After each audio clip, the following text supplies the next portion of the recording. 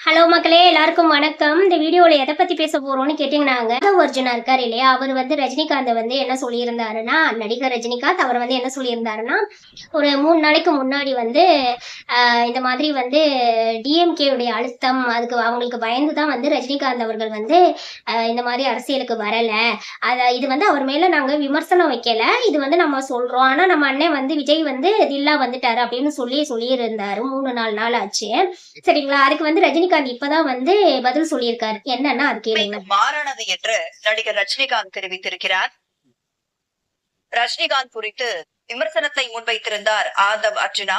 இந்த நிலையில் அதிமுக தரப்பிலிருந்தும் பல்வேறு கண்டனங்கள் எழுந்த நிலையில் ஆதவ் அர்ஜுனா பேச்சு உண்மைக்கு மாறானது என்று நடிகர் ரஜினிகாந்த் தெரிவித்திருக்கிறார். தாவேகா தலைமை பொறுப்பில் உள்ள ஆதவ் அர்ஜுனா அண்மையில் தவறான கருத்தை பரப்பியுள்ளார் என்றும் நடிகர் ரஜினிகாந்த் தெரிவித்திருக்கிறார்.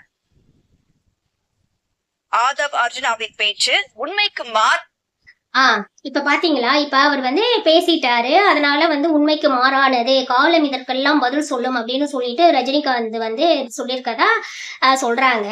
இப்ப இதெல்லாம் எப்படி பாக்குறதுனே தெரியலங்க. இப்ப ஒருத்தங்க அரசியலுக்கு வாங்க, வராம போங்க. அது அவங்களுடைய தனிப்பட்ட விருப்பம். சரிங்களா? இப்ப புலி வருதுங்கிற கதை தான் ரஜினிகாந்த் அவர்கள் வந்து அரசியலுக்கு வர்ற கதை. சரிங்களா? இங்க பாருங்களேன், ரஜினிகாந்த் அவர்கள் மேல எனக்கு எந்த வன்மமும் கிடையாது. நான் வந்து கிரேட் ஃபேன் ஆஃப் ரஜினிகாந்த். சரிங்களா? அவருடைய இந்த நல்லவனுக்கு நல்லவன் படத்துல எல்லாம் வந்து ஒரு சீன் வரும். அந்த ஒரு என்ன ஒரு ரொம்ப அழகா அந்த விஷயம் எல்லாம் பண்ணியிருப்பாரு. நீ குழந்தைடா அப்படின்னு சொல்லிட்டு கார்த்திகை வந்து ஒரு இடத்துல வந்து சொல்லுவாரு. அப்புறம் இந்த தில்லுமுள்ளு படம் எல்லாம் எனக்கு ரொம்ப பிடிக்கும். அதாவது பிளாக் அண்ட் ஒயிட் காலத்துல இருந்து இப்ப வரைக்கும் ஒரு ஒரு டெடிகேட்டிவான ஒரு திறமையான ஒரு அவருடைய ஸ்டைல் எல்லாமே வந்து ரொம்ப நல்லா இருக்கும். அந்த விஷயத்துல எல்லாம் அவர்கிட்ட இருந்து நிறைய கத்துக்கணும் தான். சரிங்களா? அதெல்லாம் வந்து எதுவுமே மாற்றம் கிடையாது. அந்த மாற்று கருத்து கிடையாது. ஆனா இவர் வந்து அரசியலுக்கு வர்றேன் அப்படின்னு சொல்லிட்டு வராம இருந்ததுல எனக்குமே நிறைய வந்து உடன்பாடு கிடையாதுன்னு வச்சுக்கோங்களேன். ஏன்னா நான் சின்ன வயசுல குட்டி வயசுல இருக்கப்பல இருந்தே சொல்லிட்டு இருப்பாரு இவரு. சரிங்களா? இப்ப இப்ப நீங்க அரசியலுக்கு வருவீங்க அப்படின்னு நீங்க சொன்னதுனாலதான் இன்னைக்கு இந்த கேள்வியை வந்து எல்லாருமே கேக்குறாங்க. சரிங்களா? இப்ப நீங்க வந்து அரசியலுக்கு வரேன் மக்கள் கிட்ட சொன்னதுனாலதான் இந்த விஷயத்த உங்ககிட்ட கேள்வி கேட்கறாங்க. ஒருவேளை நீங்க சொல்லாம இருந்திருந்தீங்கன்னா யாருமே இந்த கேள்வியை வந்து உங்க முன் வச்சிருக்க மாட்டாங்க இல்லையா? இப்ப ஒரு உதாரணத்துக்கு சிவகார்த்திகேயன் அவர்கிட்ட வந்து இந்த துப்பாக்கியை வந்து விஜய் அவர்கள் வந்து கொடுத்ததுனால எல்லாருமே சிவகார்த்திகேயனை வந்து ட்ரோல் பண்ணாங்க. அவரை திட்டுனாங்க. சரிங்களா? இந்த மாதிரி நீ தளபதி ஆயிட முடியுமா, அடுத்த தளபதி நீ அப்படின்லாம் சொல்றப்ப அவரு வந்து ஒரு இடத்துல வந்து அழகா சொல்லியிருந்தாரு. எப்படின்னா, இப்ப தாய் கிழவி படம் வந்து வந்தது இல்லையா? அப்ப வந்து நான் யாருக்கும் போட்டி கிடையாதுங்க. நான் வந்து என்னுடைய வேலையை பார்க்க வந்திருக்கேன். கடவுள் வந்து எனக்கு நிறைய விஷயம் கொடுத்துருக்காரு. எனக்கு மட்டும்னா அதை நான் பண்ணியிருப்பேன் இல்லையா? நிறைய கொடுத்துருக்கிறதுனால அதை மற்றவங்களுக்கும் உபயோகப்படுத்தணும்னு நான் நினைக்கிறேன். ஒரு சிவகுமார் முருகேசன் மாதிரி இன்னும் எத்தனையோ சிவகுமார் முருகேசனை நான் கொண்டுட்டு வரணும்னு நினைக்கிறேன். அதனால நான் யாருக்கும் போட்டி கிடையாது அப்படின்னு அழகா அவருக்கு கிடைக்கிற மேடையில அவர் வந்து அதை தெளிவுபடுத்துறாரு. சரிங்களா? இப்ப ரஜினி அவர்களுக்கும் இது மாதிரி எத்தனை மேடைகள் கிடைச்சிருக்கும்ல. அப்ப தான் அரசியலுக்கு வராததை இல்ல வராம போக போறதை எத்தனையோ மேடைகள்ல அவர் வந்து தெளிவுபடுத்திருக்கலாம் இல்லையா? இப்ப இந்த விஷயத்துக்கே வருவோமே. இப்ப ஆதவ அர்ஜுனா சொல்லி ஒரு 4-5 நாள் இருக்குமா, நம்ம கூட ஒரு வீடியோ போட்டிருக்கேன் நான் கூட. அப்படி இருக்கிறப்ப அது சொன்ன அன்னைக்கே நீங்க வந்து அதுக்கு வந்து இந்த மாதிரி ஏன் கேட்காமலா இருந்தீங்க? அந்த அளவுக்கு வந்து உங்களுக்கு வந்து யாருமே வந்து எதை பத்தியுமே உங்களுக்கு சொல்லாம போயிட்டாங்க. எல்லாரும் சொல்லிதானே இருப்பாங்க. அப்ப வந்து அதை நீங்க என்ன பண்ணிருக்கணும் அப்படின்னா, அப்பவே வந்து இல்லங்க இது தவறான கருத்து அப்படிங்கறத நீங்க சொல்லியிருந்தீங்கன்னா, நீங்க வந்து ஓகே நீங்க சொல்றது உண்மைன்னு வந்து நம்ம இது பண்ணிக்கலாம். எப்போதுமே ஒரு விஷயம் இருக்குங்க. லேட்டா வந்து ஒரு கிடைக்கக்கூடிய நீதியும் சரி, தாமதமாக சொல்லப்படும் பதிலும் சரி, அதாவது சரியான விஷயமா இருக்கிறப்ப வந்து அதை வந்து கால தாமதப்படுத்தி சொல்றப்ப வந்து அது வந்து ஏற்புடையதா இருக்காது. அப்ப நீங்க உங்க மேல அது கரெக்ட் அப்படின்னு தோணுச்சுன்னா உடனே நீங்க அதுக்கான விஷயத்த வந்து சொல்லியிருக்கணும். எல்லா மேடையும் உங்களுக்கு கிடைச்சிருக்குதா இல்லையா? அப்படி சொன்னதே கிடையாது என்னைக்குமே. அதுவும் வந்து நீங்க சொன்னது எப்படி 2020 வந்து கொரோனா வந்துச்சு, டாக்டர் வந்து சொல்லக்கூடாது, பண்ணக்கூடாது, யாரையும் மக்களை போய் பார்க்க கூடாது அப்படின்லாம் சொன்னாருன்னு நீங்க சொல்லியிருக்கீங்க. இது சின்ன குழந்தை கூட ஏத்துக்காது. சரிங்களா? இப்ப கொரோனா டைம்ல வந்து வந்தது இந்த மாதிரி எல்லாம் இருந்ததுன்னா நீங்க படம் அதுக்கப்புறம் எத்தனை படம் நடிச்சிருக்கீங்க இல்லையா? இப்ப கொரோனாவுக்கு முன்னாடி வரைக்கும் எத்தனையோ காலகட்டங்கள் இருந்தது. அப்போல்லாம் நீங்க ஏன் அரசியலுக்கு வரல அப்படின்னா நீங்க சொல்லியிருக்க கூடாது இந்த விஷயத்த, நான் அரசியலுக்கு வரலங்க, என்னால அந்த மாதிரி போராட முடியாது இப்ப அப்படின்லாம் சொல்லியிருக்கணும். அந்த மாதிரியும் எதுவும் நீங்க சொன்னது கிடையாது. இப்ப ஜெயலலிதா அம்மையார் இருக்கப்ப அந்த இதுல வந்து 2 பேருக்கும் போட்டியா இருக்கும். போயஸ் கார்டன்ல வந்து அவங்க போறப்ப வந்து இவர் வந்து ஒரு நாள் வந்து ஷூட்டிங் போறப்ப, ரொம்ப முக்கியமான ஷூட்டிங் போறப்ப வந்து அவங்க வந்து கார் வந்ததான் உடனே இவர் நிப்பாட்டினாரா, உடனே இவர் ஷூவை கால்லாம் எடுத்து வச்சுட்டு உடனே போய் மக்கள் கூட்டிட்டாங்களாம் அப்படிலாம் சொல்லி ஒரு நியூஸ்ல வந்து போட்டிருந்தாங்க. இதே விஷயத்த நீங்க டிஎம்கேல ஸ்டாலின் அவர்களும் கருணாநிதி அவர்களும் இருக்கப்ப பண்ண முடியுமா? நீங்க இந்த மாதிரி கெத்து காமிச்சிருப்பீங்களா? இறங்கிதானே போயிருந்திருப்பீங்க. இப்ப அது என்ன ஹீரோ பண்ணா மட்டும் பெரிய இது? ஒரு ஹீரோ வந்து முதலமைச்சர் கிட்ட வந்து இந்த மாதிரி பண்ணா ஏத்துக்கிறீங்க, இதே நார்மல் மக்கள், இப்ப நான் கூட ஆபீஸ் போறப்ப எப்ப பார்த்தாலும் ஸ்டாலின் அவர்களுடைய கார் வந்து போயிட்டு இருக்கு, ஒரு 10 நிமிஷம் 15 நிமிஷம் நின்னுதான் ஆபீஸ்க்கு போக வேண்டியதா இருக்கு. அதுக்காக நாங்க போயிட்டு ஏங்க இப்படி பாடா படுத்துறீங்க, ஏற்கனவே ஆபீஸ்க்கு லேட் ஆயிடுச்சு அப்படின்னு நாங்க சொல்ல முடியுமா? பொறுத்துதானே போறோம்.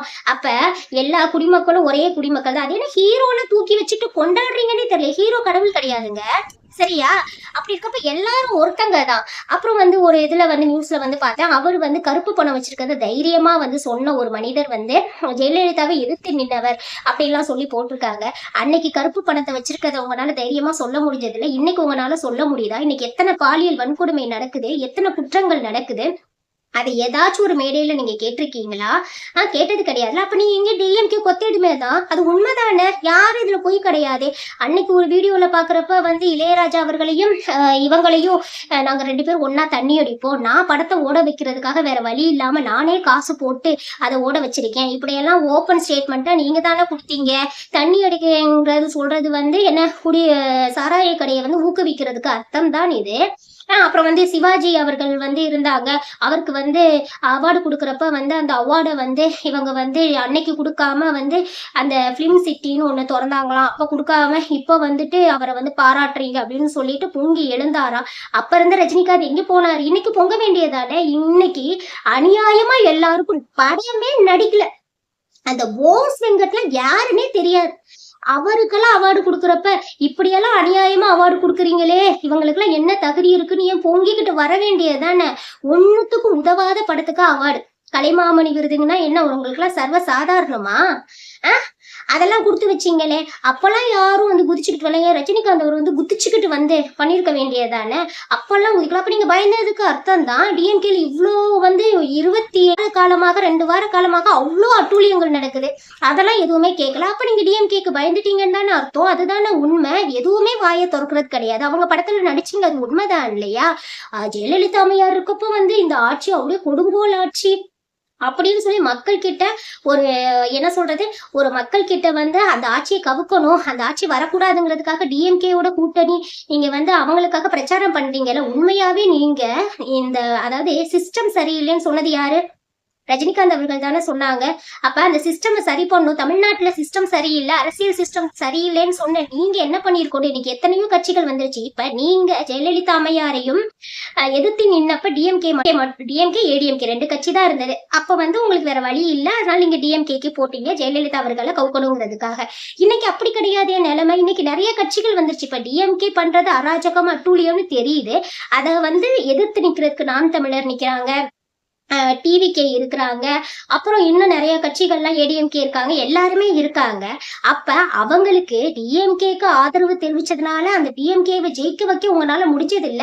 அப்ப மக்கள் சிஸ்டம் எல்லாம் சரியாகணும்னா இன்னைக்கு இத்தனை கட்சிகள் இருக்குல்ல, அதுல ஒரு கட்சிக்கு நீங்க ஆதரவுன்னு சொன்னா இன்னைக்கு அந்த கட்சிங்க ஜெயிச்சிருவாங்க இல்லையா? ஆனா இன்னைக்கு அவ்வளவு அட்டூழியம் பண்ற ஒரு கட்சிக்கு நீங்க வந்து தொடையா நிக்கிறீங்க, அவங்க ஜெயிக்கணும்னு எல்லா மேடைகள்லயும் பேசுறீங்க. அது என்ன காலம் பதில் சொல்லும்? காலம் என்ன உங்களுக்கு எப்போதும் உங்களுக்கு உங்க பக்கம் காத்து வீசிக்கிட்டே இருக்குல்ல. 80 வயசு வரைக்கும் 2 பீஸ்ல போட்டு ஹீரோயின் சொல்ற நடிக்கிறப்ப வந்து உங்களுக்கு காலம் வந்து வீசுது இல்ல, அதனால நீங்க இந்த மாதிரி எல்லாம் பேசதான் செய்வீங்க இல்லையா? இதுல கொடி தூக்கிக்கிட்டு ரஜினி ரசிகர்கள்லாம் வந்துடுது. பாலாபிஷேகம் பண்ணி நான் பார்த்திருக்கேங்க என்னுடைய சின்ன வயசுல. ரஜினி அவருடைய வந்து சிலைக்கு கோவில் கட்டி பார்த்திருக்கேன் நானு.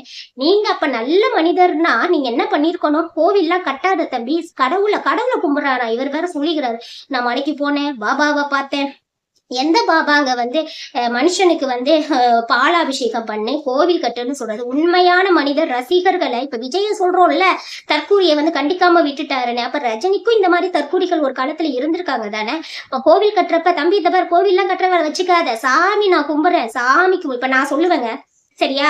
இப்ப என்னைய ஒரு ஆள் பெரிய ஆளா நினைக்கிறாங்கன்னா, சாமியை தவிர கடவுளை தவிர இந்த உலகத்துல பெரிய ஆள் யாரும் இல்லப்பா. கோயில் கட்டுறியா, தூக்கிட்டு வந்தா காசை வாங்கிக்க அப்படின்னு சொல்லி அனுப்பிச்சுடணும். அதே மாதிரி பாலாபிஷேகம், பால் சோத்துக்கே வழி இல்லாம இருக்க பாலாபிஷேகம் எதுக்கு பண்றேன்னு கேட்கணும்.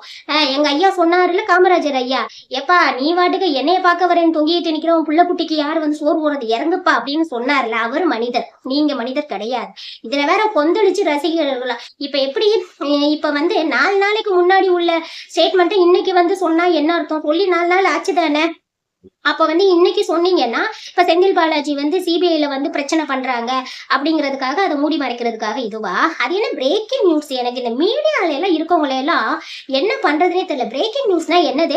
நாட்டுல 1000 கற்பழிப்பு நடக்குது, 1000 பேரை போட்டு தள்ளுறானுங்க, கொலை பண்றானுங்க, கொள்ளை அடிச்சுட்டு போறானுங்க, அவன் போராடிக்கிட்டு திரியிறான் ரோடா, அதெல்லாம் பிரேக்கிங் நியூஸ் கிடையாதா? ரஜினிகாந்த் வந்து கண்டனம் தெரிவிச்சதுதான் வந்து பிரேக்கிங் நியூஸா? நயன்தாராவை வந்து பேசினதுதான் வந்து பிரேக்கிங் நியூஸ் அவங்களுக்கு? ராஷ்மிகா மந்தனா 8 வருடமாக அமைதியாக இருந்தார், அவ்வளவு கொடுமைகளையும் பச்சரியும் அனுபவித்து விட்டு ரசிகர்களால், அப்படிங்கிறது உங்களுக்கு பிரேக்கிங் நியூஸா? முதல்ல பிரேக்கிங் நியூஸ்னா என்னன்னு கத்துக்கிட்டு வந்து இந்த மீடியால இருக்கவங்க எல்லாம் பேசணும் சரியா? பிரேக்கிங்னா என்னன்னு முதல்ல யூடியூப்ல இல்ல கூகுள்ல சர்ச் பண்ணிட்டு வாங்க, அதுக்கான மீனிங் என்னன்னு ஒரு ஹையர் அத்தாரிட்டிஸ் கிட்ட எல்லாம் கேளுங்க. இதெல்லாம் பிரேக்கிங் நியூஸா? இதெல்லாம் ஒரு கேவலமான நியூஸ். இது என்ன பிரேக்கிங் நியூஸ்? அவன் சோறு இல்லாம சாகுறான், பள்ளி செத்து போய் பிள்ளைங்க இருக்கு, ஒரு ஃபெசிலிட்டிஸ் கிடையாது, தண்ணியில விஷம், மழையை அரிச்சு கொள்ளை அடிக்கிறானுங்க, தண்ணி இல்ல, கடல் ஃபுல்லும் வந்துட்டு கழிவுகளை இது பண்றாங்க, ஆத்து மணல் எல்லாம் எல்லாத்தையும் தூக்குறாங்க. அதுதாங்க பிரேக்கிங் நியூஸ். வாழ்வாதாரத்துக்கு முக்கியமானதுதான் பிரேக்கிங் நியூஸ். எவனோ வாழ்றது அடிச்சுக்கிட்டு நாடுறதா பிரேக்கிங் நியூஸ்? இப்ப இதுல இருந்தே தெரியுதுங்க. 4 நாளைக்கு முன்னாடி ஸ்டேட்மெண்ட் விடாத ரஜினிகாந்த் இன்னைக்கு விட்டாருன்னா அவரு டிஎம்கே கைக்கூலிதான். அது வரைச்சு நான் சொன்னது ஒன்றும் தப்பு இல்லாது, 100% ட்ரூ, உண்மை நிரூபணம் ஆயிடுச்சு. நன்றி மக்களே.